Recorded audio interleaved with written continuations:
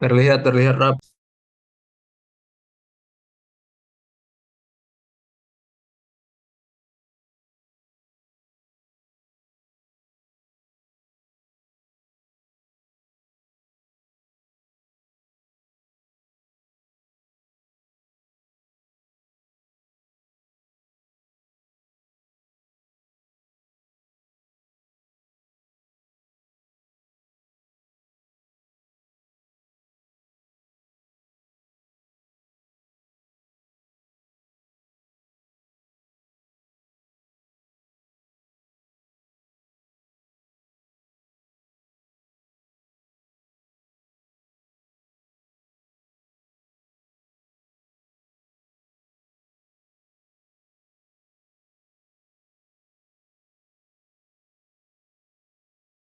Oke, maaf teman-teman, saya izin mengambil alih untuk mempresentasikan resistensi resistensi antibiotik untuk materi kita hari ini. Nah, boleh dipindahkan slide-nya. Jadi untuk pengertiannya, resistensi antibiotik adalah kondisi di mana bakteri menjadi sebagian atau seluruhnya tidak sensitif terhadap suatu antibiotik yang sebelumnya dapat menghambat atau membunuhnya. Akibatnya, infeksi yang disebabkan oleh bakteri tersebut menjadi sulit diobati karena antibiotik tidak lagi bekerja dengan baik. Nah, jadi ini adalah beberapa penyebab resistensi antibiotik. Yang pertama adalah penggunaan antibiotik yang tidak tepat. Penyebab utama resistensi antibiotik adalah karena bakteri yang terpapar antibiotik secara tidak benar bisa bertahan dan menjadi resisten. Contohnya adalah menggunakan antibiotik tanpa resep dokter dan mengonsumsi antibiotik tidak sesuai jenis infeksi. Nah, untuk penyebab yang kedua adalah dosis dan durasi penggunaan yang tidak sesuai. Pemberian antibiotik harus berdasarkan dosis dan waktu tertentu agar obat mencapai kadar yang efektif di dalam tubuh. Contohnya adalah dosis terlalu rendah, durasi terlalu singkat, dan durasi terlalu lama. Kemudian yang penyebab ketiga adalah penggunaan antibiotik spektrum luas secara berlebihan. Antibiotik spektrum luas dapat membunuh banyak jenis bakteri, termasuk yang baik di tubuh. Jika digunakan untuk infeksi ringan, dapat merusak keseimbangan flora normal dan mempercepat munculnya bakteri resisten. Nah, untuk yang penyebab terakhir adalah penggunaan antibiotik berulang pada pasien dengan daya tahan tubuh lemah. Pasien dengan penyakit kronis atau imun lemah sering membutuhkan antibiotik berkali-kali. Contohnya adalah orang yang sakit parah atau sering bolak-balik ke rumah sakit menyebabkan mereka jadi sering terpapar antibiotik karena imun tubuh mereka lemah dan mendapatkan antibiotik terus, membuat lebih banyak kesempatan bagi bakteri di tubuh mereka berkembang menjadi resisten atau karena pemberian antibiotik, maka tubuh mereka jadi kebal dan dengan antibiotiknya. Kemudian akan saya lanjutkan ke teman saya. Baik, selanjutnya itu ada jenis-jenis resistensi antibiotik ya teman-teman. Jadi jenis-jenisnya itu ada 5. Yang pertama itu resistensi bawaan atau intrinsik, di mana bakteri secara alami memiliki struktur tubuh seperti dinding sel tebal atau pompa pengeluar yang mencegah antibiotik masuk atau bekerja tanpa perlu mutasi. Lalu selanjutnya itu ada perusakan antibiotik oleh enzim. Jadi bakteri yang memproduksi enzim yang menghancurkan atau mengubah struktur antibiotik, membuatnya tidak efektif. Lalu yang ketiga itu ada perubahan sasaran kerja obat. Antibiotik ini menargetkan bagian spesifik di sel bakteri itu, tapi mutasi genetiknya mengubah sasaran tersebut sehingga obat tidak bisa menempel. Lalu yang keempat itu ada perubahan pori membran atau permeabilitas, di mana bakteri mengubah atau menutup pori-pori kecil di membran luar untuk mencegah antibiotik masuk ke dalam sel. Lalu yang terakhir itu ada pompa penguat obat atau efflux, di mana bakteri memiliki pompa di membran yang mengeluarkan antibiotik dari dalam sel, sehingga konsentrasi obat di dalam terlalu rendah untuk membunuh. Selanjutnya, bisa di next. Oke, ada mekanisme pertahanan bakteri terhadap antibiotik. Jadi ada beberapa mekanisme. Yang pertama itu ada inaktivasi atau perusakan antibiotik. Jadi intinya itu antibiotik ini tuh dihancurkan sebelum sempat menyerang bakteri. Lalu selanjutnya itu ada perubahan target antibiotik. Jadi targetnya itu berubah bentuk sehingga antibiotiknya itu kehilangan sasarannya. Lalu yang ketiga itu menurunkan permeabilitas membran sel, di mana antibiotik itu tidak bisa masuk ya. Jadi bakterinya itu bisa mengurangi jumlah atau ukuran porin untuk masuk di membran luar, sehingga antibiotik sulit untuk masuk ke dalam sel. Bisa di next.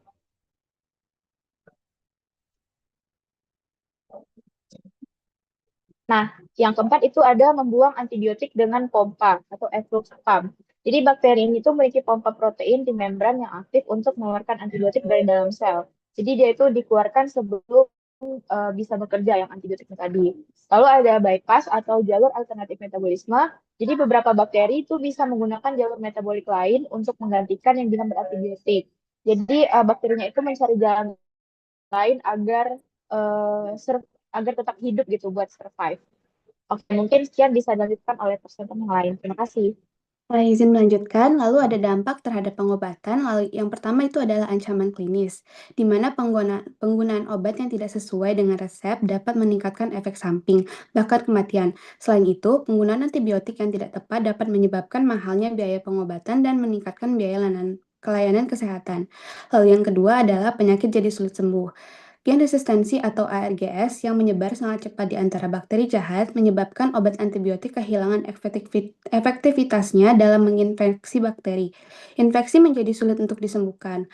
Lalu yang ketiga adalah komplikasi pada prosedur kritis. Operasi besar seperti operasi sesar atau sendi, transplantasi organ, dan kemoterapi kanker menjadi sangat berbahaya karena infeksi yang muncul setelah pasca prosedur tidak bisa diobati.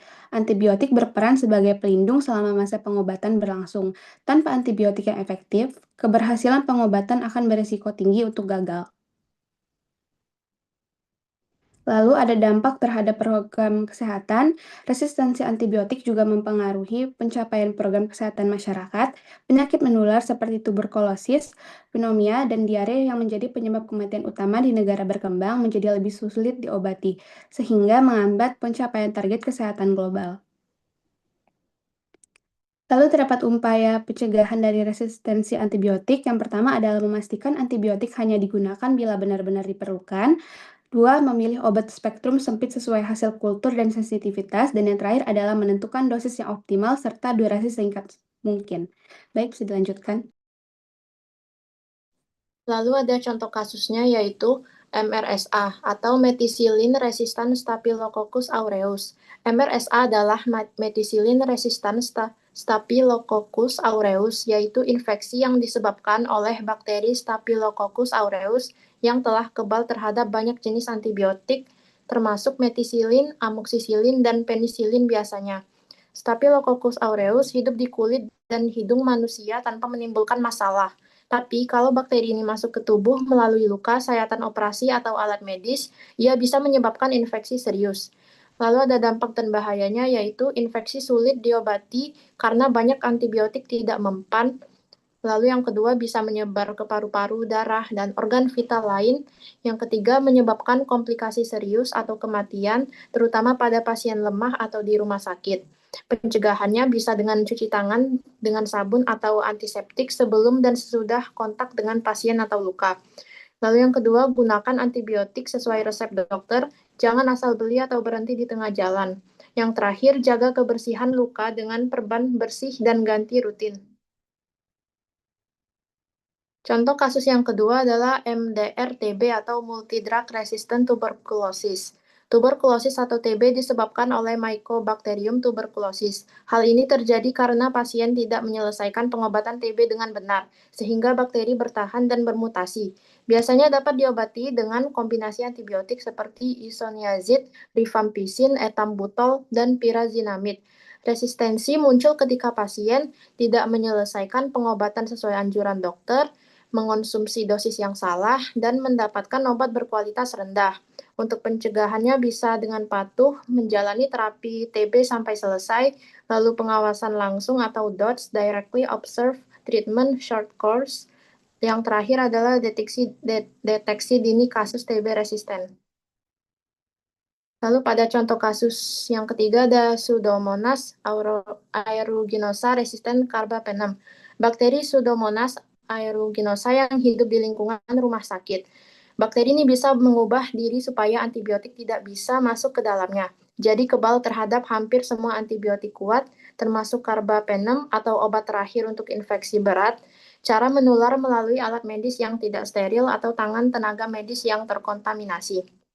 Biasanya menyerang orang yang sedang dirawat di rumah sakit, terutama pasien yang pakai alat bantu nafas atau ventilator, lalu pasien dengan luka operasi atau luka bakar, dan infeksinya bisa menyebabkan pneumonia atau sepsis yang sangat sulit diobati. Lalu untuk solusi dan inovasi dalam menghadapi resistensi antibiotik, yang pertama adalah inovasi pendekatan terapi baru. Pendekatan terapi baru seperti terapi bakteriofag, peptida antimikroba, dan antimikroba berbasis CRISPR menunjukkan hasil yang menjanjikan sebagai alternatif terhadap antibiotik konvensional dalam melawan infeksi bakteri yang resisten. Yang kedua, strategi berbasis edukasi dan kebijakan. Intervensi pendidikan, pengelolaan penggunaan antibiotik atau antimicrobial stewardship, dan program surveillance tetap menjadi hal penting dalam mengurangi penggunaan antibiotik yang tidak tepat dan memperlambat penyebaran resistensi. Yang terakhir adalah inovasi dalam pengembangan obat baru. Model inovasi global untuk antibiotik perlu diperbarui melalui kemitraan publik swasta, insentif pasar, dan platform inovasi terbuka agar penemuan antibiotik tetap berkelanjutan. Lalu ada material dan nanoteknologi antimikroba. Nanomaterial dengan sifat antibakteri menawarkan cara inovatif untuk mengatasi resistensi antibiotik dengan menargetkan membran dan biofilm bakteri. Yang terakhir, inovasi sosial dan pelatihan tenaga medis. Crowdsourcing dan platform kolaborasi global dapat mempercepat pendidikan kedokteran dan meningkatkan kesadaran dalam pencegahan resistensi antimikroba.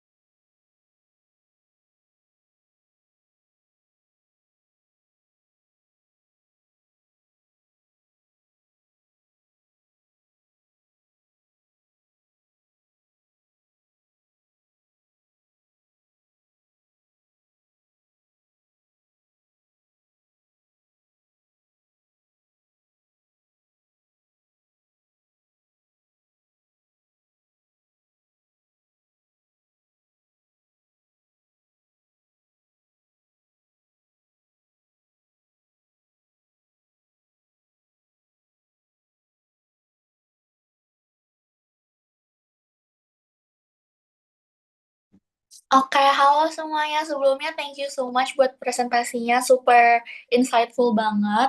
Mungkin di sini aku mau nanya tentang bagaimana peran vaksinasi itu dalam mengurangi resiko resistensi antibiotik. Thank you.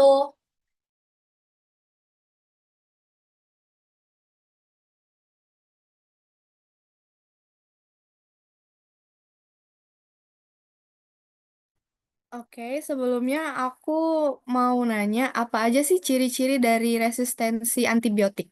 Thank you.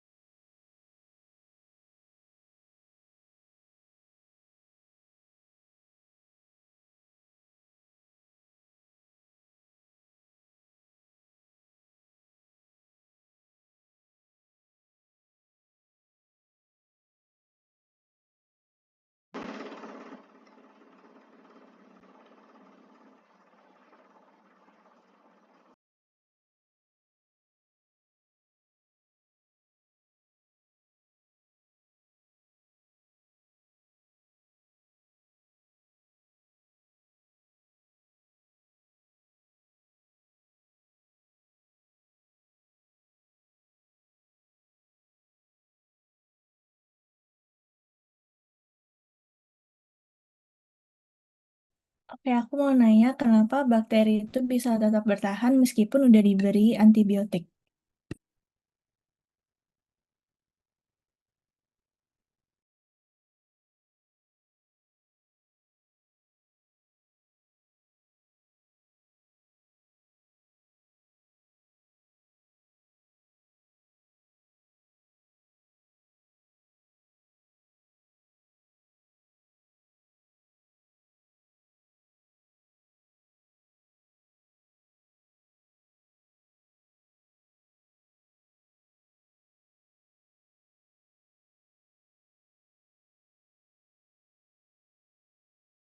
Aku mau nanya, kalau udah terlanjur salah pakai antibiotik, itu bisa nggak diperbaikin efeknya? Sama dijelasin gimana? Terima kasih.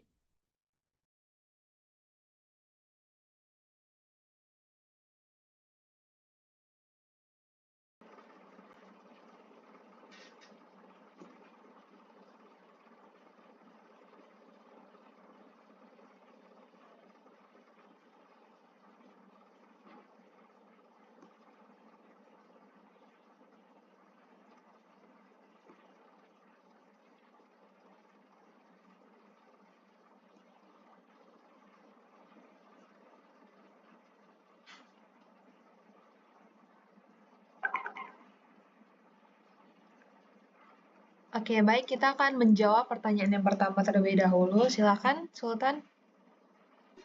Baik, apakah suara saya terdengar? Terdengar. Baiklah, untuk menjawab pertanyaan dari Melanie Atifa, bagaimana peran vaksinasi dalam mengurangi risiko resistensi antibiotik? Yaitu, karena vaksinasi memainkan peran penting dalam mengurangi resistensi antibiotik dengan prinsip pencegahan, dengan mencegah infeksi bakteri yang awal, menginfeksi virus yang memicu infeksi bakteri lainnya, vaksin secara drastis mengurangi total kebutuhan dan konsumsi antibiotik di masyarakat. Pengurangan penggunaan antibiotik ini secara langsung memperlambat tekanan evolusinya pada bakteri untuk mengembangkan kekebalan, serta membatasi penyebaran strain bakteri yang sudah resisten. Apakah sudah jelas? Melanie? Udah jelas, udah terjawab banget. Thank you. Oke, terima kasih.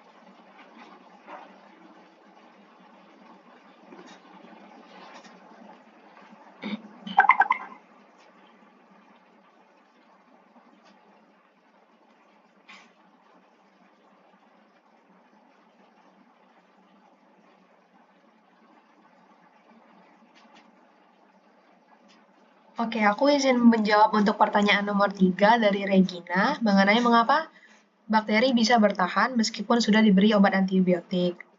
Jadi jawabannya adalah bakteri bisa tetap bertahan karena mereka mengalami resistensi antibiotik, yaitu kemampuan untuk menolak efek obat yang seharusnya membunuh atau menghambat pertumbuhannya.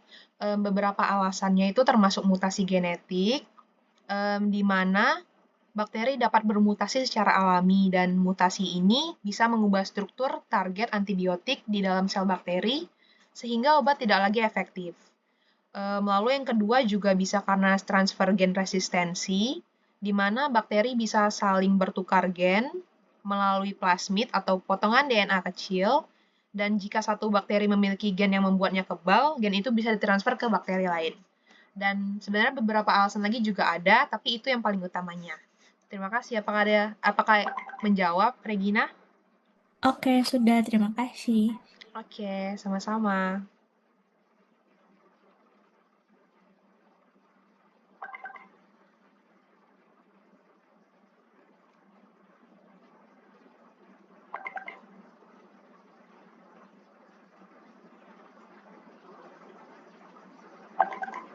Oke, aku izin menjawab pertanyaan nomor 4. Jadi, kalau sudah terlanjur salah menggunakan antibiotik, efeknya tidak bisa langsung diperbaiki, tapi dampaknya bisa dikendalikan dan dicegah agar tidak semakin parah. Jadi, bakteri yang sudah menjadi resisten tidak bisa dikembalikan menjadi sensitif lagi.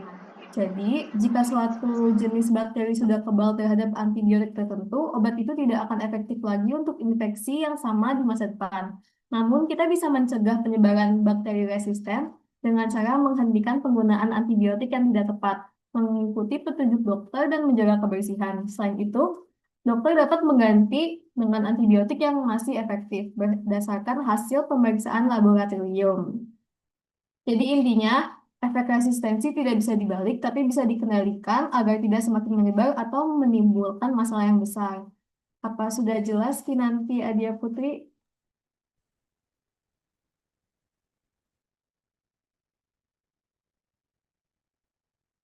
Sudah, terima kasih.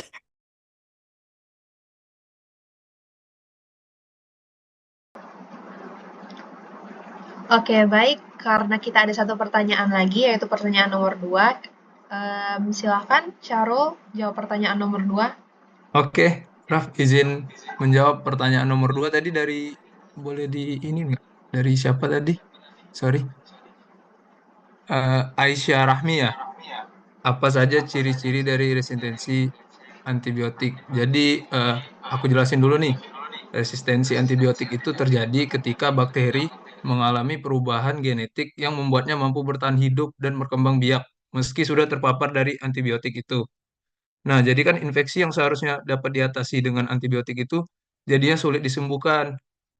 Eh, mm, nah, ciri-cirinya itu antara lain ya demam berulang yang tidak mereda, infeksi yang berlangsung lebih lama dari biasanya, kemudian ada rasa nyeri dan kelelahan yang tidak membaik, dan batuk dan sesak napas terus-menerus hingga bisa mual dan muntah. Apakah udah terjawab, Aisyah? Iya, terima kasih. Kasih kembali.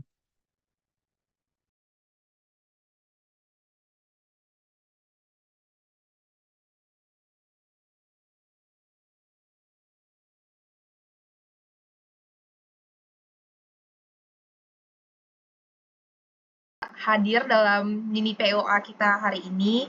Dan semoga informasi yang kami sampaikan bisa bermanfaat ke depannya untuk kalian semua. Dan saya izin tutup untuk sesi mini POA kita hari ini. Wassalamualaikum warahmatullahi wabarakatuh. Terima kasih semuanya. Silakan Liv jika Terima kasih. berkenan. Terima kasih, Raf. Dadah. Thank you. Thank you. Assalamualaikum. Terima kasih semua.